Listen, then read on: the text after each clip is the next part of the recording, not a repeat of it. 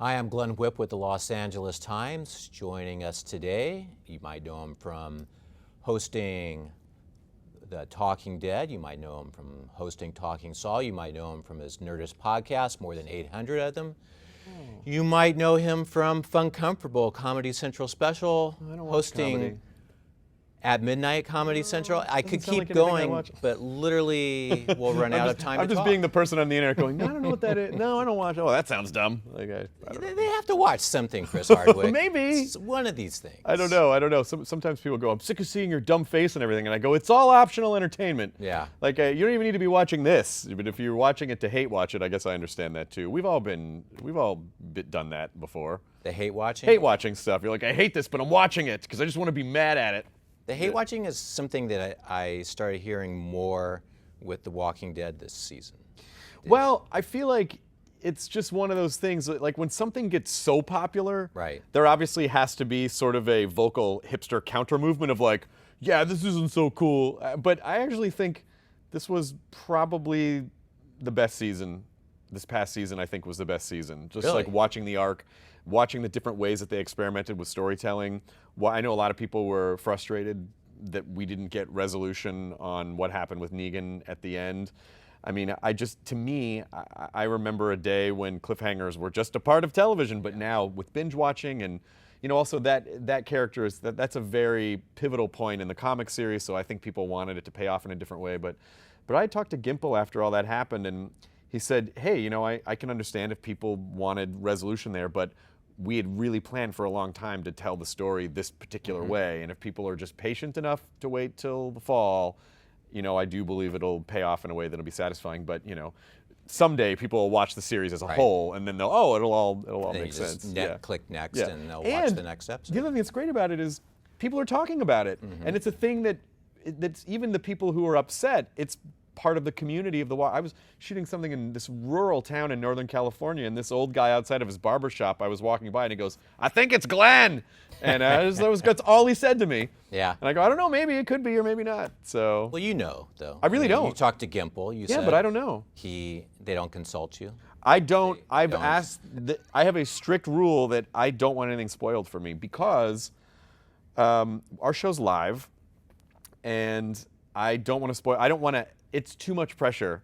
I don't want to spoil anything for the audience. So if I don't know what's coming up, I can be a fan ambassador. I can watch like anyone else. I can have questions like anyone else, and I don't have to fake it, and I don't have to worry about spoiling anything. And it's actually, in this age of binge watching, it's really nice. You binge watch something and it's great, but then you don't talk about it ever again. But with this, it really kind of draws out the conversation, which creates more community, and I really enjoy that. I'm gonna say one of my favorite things about watching The Walking Dead is that last commercial break before Talking Dead. Right. And you come on, and sometimes your head looks like it's about to explode. Sometimes, and like the finale this year, you're like, I had to go throw up twice, and it looked like you had actually been crying. Your eyes were red. Well, You yeah, I seemed mean, to be so involved. At that point, I've seen it by that point. And so, yeah, since I know what the last act is going to be of the show, it informs, I know how I'm feeling. I know how I was feeling when I was at that point in the show. But I also want to be respectful of where the audience is at emotionally, too. Because in the first season, we kind of didn't really know where things were going in terms of commercials, and so I'd be super excited, but then something horrible would just happen on Walking Dead, and commercials are a little bit louder than the show anyway, so something really somber or intense would happen, I'd be like, hey everybody, here's the hashtag, and people are like, I hate you. Your enthusiasm was My enthusiasm was misplaced. incongruent with what was happening on the show, so I really am trying to be respectful of the emotional arc of wherever it's at in the show. Now it's like you're just empathetic. Yeah. Empathy is just like coming through. If you could, you'd be reaching through the screen and holding the audience's hand. Well, I absolutely would, because you get emotionally invested in these shows, and particularly, and it's not even what's bigger than the show is just the communal experience that happens around it. It's very ritualistic for people. Families watch together on Sunday nights at 9. They get together, they watch Walking Dead, and they watch Talking Dead. One of the few things that one of the few shows that people still watch at the time it comes on, you know? I know, to the dismay of all of television. Right. Yeah, there are not that many shows that, you know, I think maybe people watch Game of Thrones all at once. They watch Walking Dead all at once, you know, and then sports. Right. Maybe a couple of procedural shows on network television. But yeah, it doesn't really happen that way anymore. So you had the guy in Northern California scream at you, Yeah. it's Glenn, you know. I mean, what's your theory as a fan? Who do you think is... I honestly don't know, because the kind of brilliant and tricky thing about the show is that it doesn't always follow the comics, and things that happen in the comics transmute to other characters on the show. So you don't know. So there was one character, you know, in the comics, Abraham died a long time ago, but the way that he died, another character dies on the show, and so now he's still on the show. So does that mean maybe they're going to take him out? Maybe Negan's going to take out the biggest guy. But then maybe not, because Negan kind of wants at that them. moment with Abraham kind of standing up straight, you know, Yeah. on his knees, like, okay, you know, do it, take me, you know. Exactly. It's almost like he was volunteering, yeah. So there's a couple of different. I don't know where Negan's psyche is at in terms of what's going to be most effective to him. So he could take out the biggest guy, which is Abraham, but then I could also see him not doing that because he kind of wants that survivor group to work for him. So he would want the biggest guy to work for him. Ultimately, he's pissed off at Rick. Right. So I think in his mind, he's going to take out whoever is going to hobble Rick emotionally as much as possible. But I still don't think that would be Carl. I mean, I don't think Negan would kill Carl. Right. Well, So he who does else? say if anybody moves, Get the kid, yeah. yeah, feed him the eyeball. Yeah, or, yeah, exactly. So that kinda takes out eliminates Rick and Carl. Carl. That Yeah. eliminates Carl, and I think you know that Rick's probably safe. So then is it? I think it would be great if it was Rick.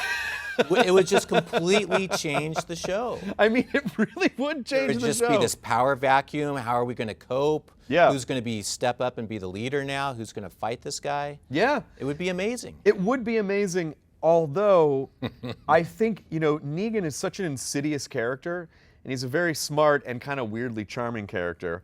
And so I think taking out Rick would not make him happy, because I think he wants to punish Rick, and he can't punish Rick if he kills him. He can Yeah. punish Rick if he makes him submissive in some way, and, you know, basically like cuts their groove off at the knees. So I honestly, I don't think it would be Rick. Yeah.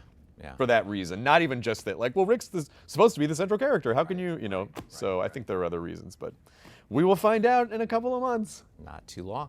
We have a lot of questions from readers. What? And, you know, when I was, or watchers or whatever, lurkers. Sure. When I introduced you, you know, I was rattling off the things that you do. We had a question from, you know, to speak to that. Steph K asked, how do you keep a work-life balance? You're so busy. I am. So work-life balance was always a big challenge. There was not a work-life balance for a long time. And then I started dating who's now my fiance. And I never used to like time off, and Lydia's really made me appreciate having time off. So it was difficult. And there was a period of time where I was doing a lot of things, but also really turning down a lot of things. I mean, as much as it seems like I will do anything, I really won't. I'll just do things that really sound fun to me. And I just got a lot of opportunities. And I like to work. And I remember a time when I got 0 opportunities. And so I just feel like, well, you know, it's like we're talking about Comic-Con. Well, yeah, I'm going to moderate 10 panels because I want to do the Deadpool panel. Why would I not want to do, you know, the Walking Dead panel? Why would I not want to do, you know, The Hobbit or Harry Potter or whatever it is? Like, these are all things that I love. So why would I not do that? Now is the time. So, you know, balancing work and home life, I've gotten rid of a lot of extra things that I was doing before, and I'm really kind of focusing on At Midnight, the Talking series, whether it's Talking Dead, Talking Saul, whatever. Podcasts, you know, still being able to run Nerdist, and then doing stand-up on the weekends. It's a very full schedule. But I still do have time, you know, I still make time with Lydia, which is important. Which is good because you're getting married in like August. Yeah, yeah, 3 months. If you were already not making time for her, that would probably be not a really good sign for I know. the future of your marriage. Well, and the great thing is that I don't feel like it's out of obligation, and it's certainly not something that Lydia's ever said, like, you need to spend, you know, she's really great about all this stuff, but I just want to spend time with her. So I want that's to, good. I want to be able to, yeah, it is good. When you're getting married, it's good that you want to. Glad to hear Yeah, that. yeah, exactly. So I have learned to balance that. I'm a pretty good time manager. I'm a really good time manager, but my assistant, Michelle, is an even better time manager. So together we build my schedule in modular chunks. Even before I had an assistant, my schedule was color-coded. Everything was, sort of like IKEA furniture. I could move it and switch it around, and I understood it, and so I got really good at figuring that stuff out. I kind of got my life in order in my early 30s, and I started trying to understand, well, how do you manage time? How do you, what's an effective way to manage people in terms of work? If you're going to be their boss, and just kind of understanding all these things, and so I got decent at it. I heard one good detail about your wedding coming up, that the wedding cake, half of the cake was going to be the phone box, the TARDIS, yeah. The TARDIS from Doctor Who. I believe that's still happening. It was Lydia's idea. If it's half the cake, what's the other half? Because okay, that's a good question. So so you imagine this table is the cake, right? Yeah. So from here forward, regular cake. So if you're looking at it from the angle of the camera right there, it just looks like a wedding cake. But if you come around, the artifice has been basically carved in the back of it, will be the TARDIS. So, traditional wedding people will get their traditional wedding cake, and the nerds get their cake around the back. So it sounds like a big cake. it'll probably be a bit. There's going to be a lot of people at the wedding. It's Right. several hundred people. So You need to feed them all. we need to feed them Yes. well. Yeah, we're going to have cake and there's this place called Blue Star Donuts. It's one of my favorite donuts. It just came down from Portland, so we're going to get them to make donuts for people, and it's going to be a lot of food, and yeah. You left off one thing. You have another game show coming out. The Wall. In the fall, right, on NBC? I don't know when, Or summer or fall. sometime soon? Yeah, it's sometime soon. Ron James is producing this. He's an executive producer, yeah. What is he getting into game shows for? How is that working? LeBron's just a really smart guy, and he's a great businessman, and he has great partners, and I think he just realized that he wanted to expand, into other things other than just, I'm sure he assumes like, well, I'm not going to play basketball forever. He's pretty funny. Did you see him in Trainwreck? He is funny. He's great. Yeah, He's the big Downton Abbey fan. He is. But the thing that's great about LeBron is that, he's just a guy that seems to know how to focus. And I'm not a sports guy at all, but I certainly know who LeBron. My mom is a sports person. I certainly know who LeBron. She's excited. She could not believe. There are two things, and my mom is one of the most supportive people in the world, and I adore her. But there were two things that I know were the highlights of my career for her. Was number one, throwing out the first pitch at a Dodgers game a couple years ago. She lost her mind. And then finding out that I was going to be working with LeBron James on this game show. And so that was kind of nice too, because I know that, she gets an extra thrill out of that stuff. But, LeBron is just a guy who knows how to make things work. He knows how to make things work. He knows how to win. He knows how to, my dad was a professional bowler, and he would always say to me, 90% of the game is mental. Right. And so when there are a lot of people who are good, but when you see someone really excel to that level, their mental game is unbeatable. So that to me is really, I think you can take that across any sector, not just sports. But out of all these things, I read a quote where your manager said if you sat next to Chris on an airplane and asked him, well, what do you do? You would answer stand-up comedian. Yeah, I'm Is a that comedian. true? Yeah. Yeah, I mean, that was the thing that I always wanted to do. That was the thing that everything that I kind of ever started was, oh, well, I'll do this and hopefully it'll get more people out to my live shows. Because comics now, if you were a comic in the 80s, there were like 10 comedy shows on every channel. There was this big comedy boom, and then it went away in the 90s. And there's not really a lot of stand-up on television anymore. Comedy Central's really the only channel that actually puts stand-up on television. Maybe, short sets on talk shows. And At Midnight, too, is one of the only shows that actually features stand-up comics. Sure. So, comics have to find other ways to put their voice in the world, and a lot of us went to podcasts. And, I started Nerdist as a way to say, this is my identity and the things that I'm about, and if you like those things, come see my live shows. And everything is really kind of always goes down to stand-up. It was the first thing I ever wanted to do as a kid when I discovered Steve Martin watching SNL in the 70s, and my parents bought me all of his records, and then Richard Pryor, and then the '80s comedy boom with Kinison and Seinfeld and Emo Phillips, and so it just kind of it was a gateway for me. So like your Comedy Central special, Fun Comfortable. Yeah. How much time did you spend like working on the material on that? I did 50 dates last year out of town. That's when you're just kind of workshopping it and getting Yeah, it. I mean, you workshop it. I mean, it always is evolving. And so I also have a comedy theater in LA, and so I do a show once or twice a month at Meltdown where it's me and 2 other comics, and we have to do 20 minutes of new material. And the show's free. The audience knows they're not paying to see us workshop material. But there's a really great community kind of formed around it. Like the same people come back, and they make cupcakes, and they all hang out, and we just workshop new material and kind of get an idea just to say it out loud, And so that's where the start of my material happens, and then it just anything that seems like it might work just sort of filters out from there. You find with the Fun Comfortable set, the 50 minutes, I think it's 50. It was 75 actually. 75. It cut down to 50 for television. A lot of more personal material in there. Yeah. Is that that's kind of a direction it seems like you're going with your stand-up? I think it's a direction that most comics ultimately evolve. Like when you first start writing, this is not for every comic. Certainly for me and certainly for a lot of people, when you first start writing comedy, you sort of write about the external world and what's weird and funny to you about the external world. You're relating to other people, But then at a certain point, you just start going more and more internal. And then all of a sudden the audience starts relating to you, which is a subtle philosophical shift in the way that you write. Because I think most people go, well, I don't know, what's funny about that? It's just my life. But that is the thing that kind of makes you human, and that's the thing that makes people relate, is that they have, even if they don't have the same human experiences, they can understand.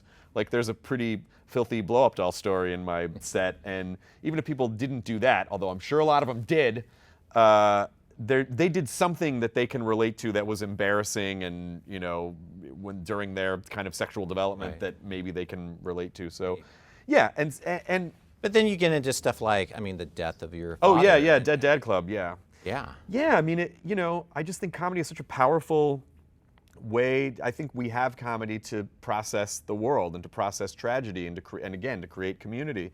And so when my dad died, I went to it was the worst thing that had ever happened to me. And Because it was sudden. it was very sudden, yeah. It was the worst thing I'd ever experienced. And so 2 days after the funeral, I was on stage not knowing what to talk about, but I was just talking about it. It was very therapeutic, and also a way to kind of keep my dad alive, because I'd already been writing material about him, and he said to me a year before he died, like, any story, I don't care what it is, you can embarrass me, I love it when you talk about me on stage. I was like, okay. And so when he died, I felt like, well, this is not only a respectful way to honor him, but it's a way to keep him alive, and it's also a way to kind of demystify this thing that we talk about, with such intensity and gravity. It's like, well, but there are where everyone's going to die. So there are human things that we can talk about, that we can sort of laugh at and take the power back a little bit from it. And so it's kind of empowering. And anyone who oohed or ahed were usually people that hadn't experienced it yet, and people who were in Dead Dad Club would say, like, I thank you so much for talking about this. This is like having that kind of twisted sense of humor. Paul Rudd was on our podcast, and he had lost his dad, and we kind of discovered that we both had a really dark sense of humor about it, which my dad would have approved of. Yeah. And so we bonded about that, and I saw him at the Captain America premiere a few weeks ago, and the first thing I said to him was like, hey, my dad's still dead. How about yours? He goes, yeah, still dead.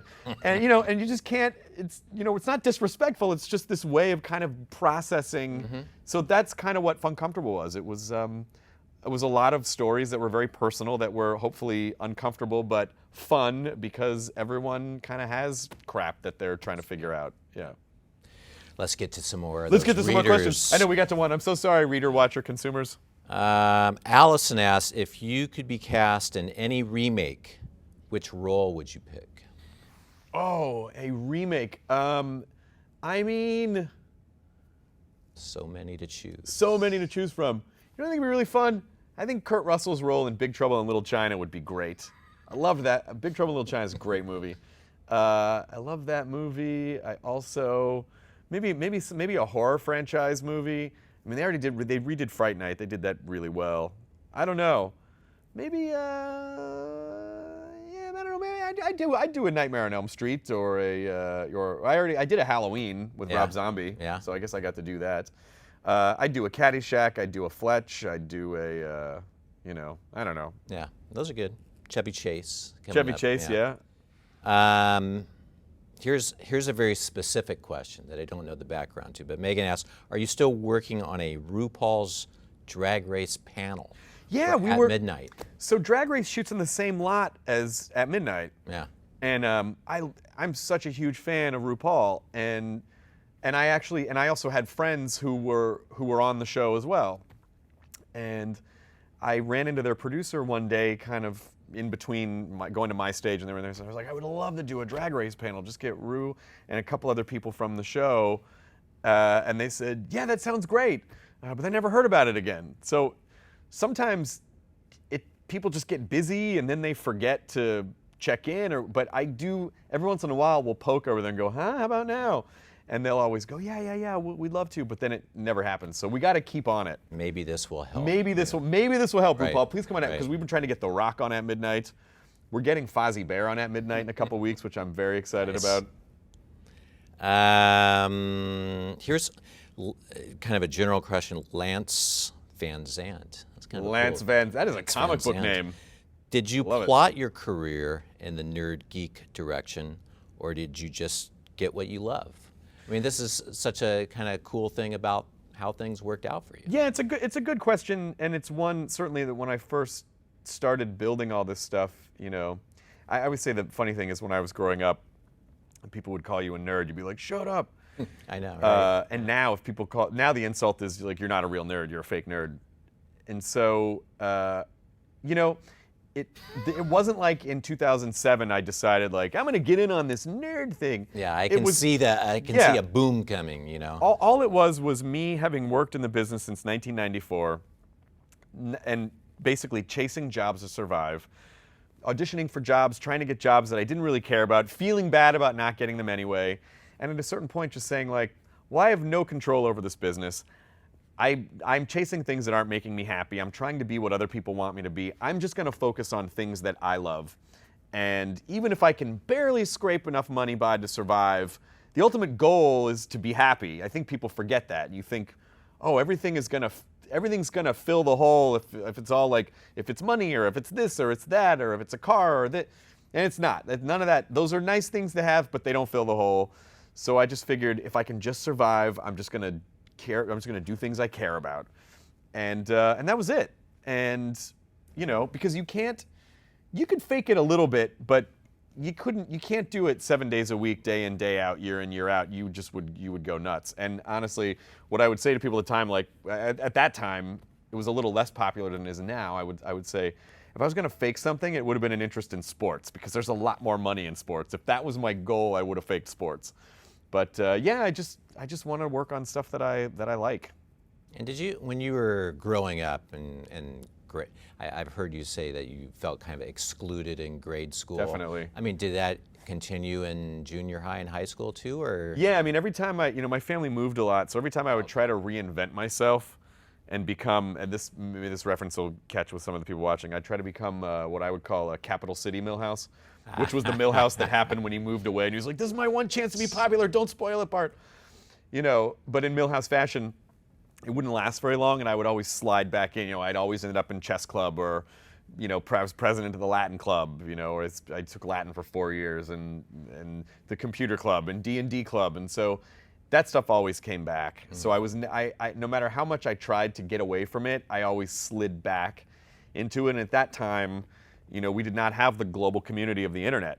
So it was really just me and the 4 other people in the school. I went to small schools that were into that stuff. And if you were into computers and technology in the early to mid 80s, you were an early adopter, and it wasn't so readily available. I just happened to go to a school that had a bank of Apple IIe computers and a math teacher who happened to be the focal point of chess club, D&D club, math club. Like everything centered around this. He just happened to be there, and we just happened to have these computers, and so that really helped bring all that out. But if you wanted to be into that stuff, you had to seek it out. You had to go to Radio Shack. You had to kind of know how to program. You kind of had to know how to put together rudimentary electronics. Like you had to earn it.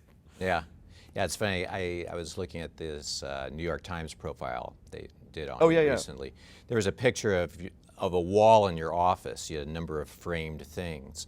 One of the framed things was like a cover of, I think, Popular Mechanics. Yeah, it was like the computing. Yeah, it was like build a home computer for $500 or whatever it was. Yeah, my friend Jen Kirkman gave that to me as a present one year. She's a great comic who was just on At Midnight. I think she's on tonight. And yeah, but that was like my first computer was a TRS-80, which was basically one of those terminal units that had the monitor and the keyboard. Like it's like the things they were still using at the airport up to like a year ago. You know, those just old-timey, you know, with just like the light blue glow terminal. Yeah. So that was my intro into computers in like 1982 or something. We have a number of questions asking. I mean, I assume these people are kind of heartbroken how you met your fiance. Now that you're off the. Oh yeah, now that I'm off the market. It's funny, when I was on the market, I don't remember all this heartbreak and all these, you know, but. You know, Lydia, I met Lydia for the first time at Talking Dead. She was a big Walking Dead fan. She'd always wanted to go to a live TV show taping. So a friend of hers brought her to Talking Dead.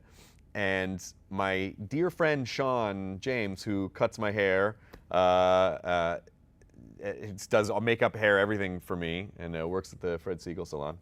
He, as a little plug for Sean, but he had worked with Lydia before, and so he knew her. So she came to Talking Dead. She saw Sean.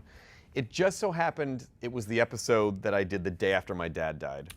So I was a little out of it, but I still wanted to go to work that day because I felt like it was important, and you know, and it was a nice distraction. At the time, she and I were both in relationships, so we really just met super quickly after the show. Oh, that was a great job. I'm sorry about your dad. I'm sorry.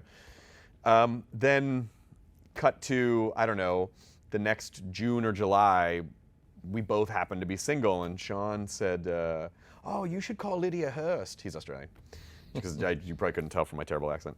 And I go, yeah, that's a great idea, Sean. Why don't I just give Lydia Hurst a call? Just call her on the phone like a creep. And he said, no, I already talked to her, and she said she wants to go out with you. And I'm like, what? So I guess in classic nerd fashion, I got my first date with Lydia because my friend asked her if she liked me.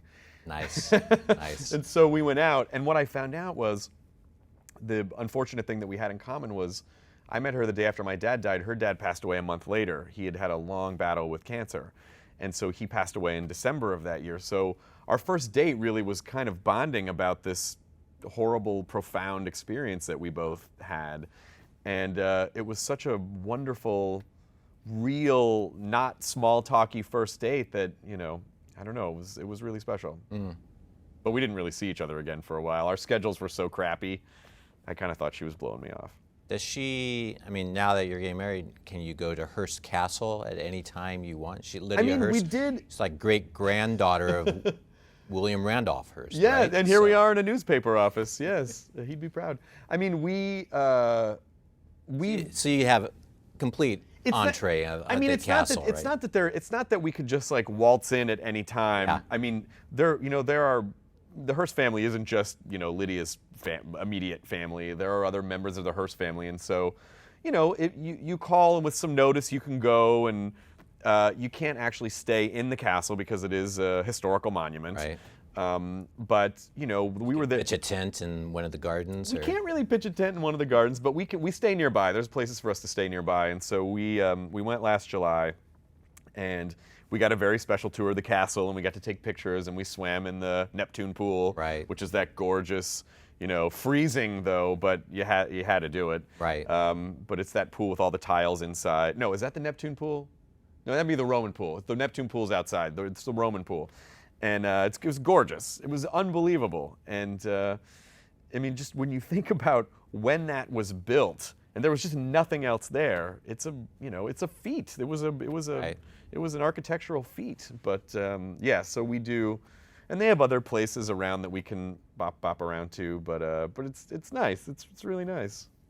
Well, I'm sure in your life-work balance, maybe another trip up there after you get married. Oh, definitely. We really wanted to get married at Hearst Castle, but you just can't have, because again, it's a historical monument, you can't have a ton of people there at once messing it up. It couldn't hold the cake and it all couldn't the hold the people TARDIS who- cake. We'd yeah. have to go inside the TARDIS, Yeah. which is bigger on the inside. So we're not getting married at Hearst Castle now.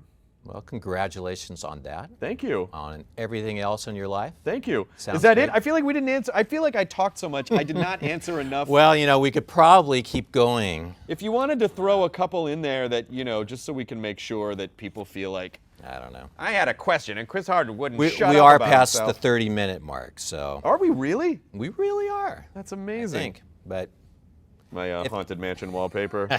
Disneyland annual pass holder. see, I was it 18. comes natural. The one thing I saw on as I was stalking you before this interview to prep for it, those Jaws shoes. Oh yeah, Sperry made Go these on your amazing Jaws Instagram. shoes. Go on Chris Hardwick's Instagram account.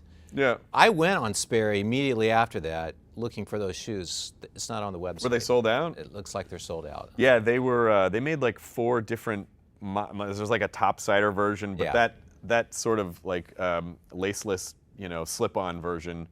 The boat shoes still on there, but The boat shoes are still on there. Yeah, I love them. Yeah. I always, when I get stuff like that, I'm in this weird place of, because I also bought these shoes, these Reebok shoes that were remakes of these shoes that Ripley wore in Aliens. And they come up to like here, and they look like these weird boots, but they're these kind of futuristic looking Reeboks. And I got them on eBay. I'm like, I can't wear these. So I don't know what to do with them. Yeah. So I'm always torn between what do I live with and enjoy versus what do I put on a shelf and just go, remember when I collected that? Yeah. So I don't know. It's kind of it's one of the nerd dilemmas. Do I play with it or do I keep it sealed up? But I feel like you got to play with some of the stuff. A role that would be really good for you in a remake? Hooper in Jaws. Oh yeah, of course. Well, especially now with the beard. I think that's where it's coming from. Yeah. You could play that. Yeah. There's a big shark over there. I don't know. That was like a bad Johnny Carson character that I wasn't Richard Dreyfuss at all. If Richard Dreyfuss, I know you're watching this. I apologize. Yeah. I apologize. Well, can we end on an apology? I don't know. It feels like a sad place to end, but I'm not sorry, Richard Dreyfuss. damn you. Yeah, I how would- dare you, I would- sir? You would so improve on his performance, right? Yeah, exactly. It's one of right. the great. I mean, listen, people are falling over to give me acting jobs. I don't know if that's ever gonna. I think Richard Dreyfuss is totally safe. But again, the acting that you do, because you've already seen The Walking Dead when you go on those commercials. You've already seen the episode. Yeah. The empathy. That's real, though. I do feel it. Because I Okay, feel it's it. not acting. It's And also, it's coming I get- from a deep place. And, Because I'm a fan of it, so I get stressed. Because I know that people are about to see something that's going to make this universe change for them. And I know how that makes me feel, because I just felt it a couple hours before it's happening. So I do feel it. And I just, I want people, our show is like a little bit of therapy that kind of glides you back into reality so you can go to bed without having your brain spin a million miles an hour. well, thanks for the therapy. Thank you so We much. need I that. really appreciate it. Thanks for Thanks for having me in coming your in. loft.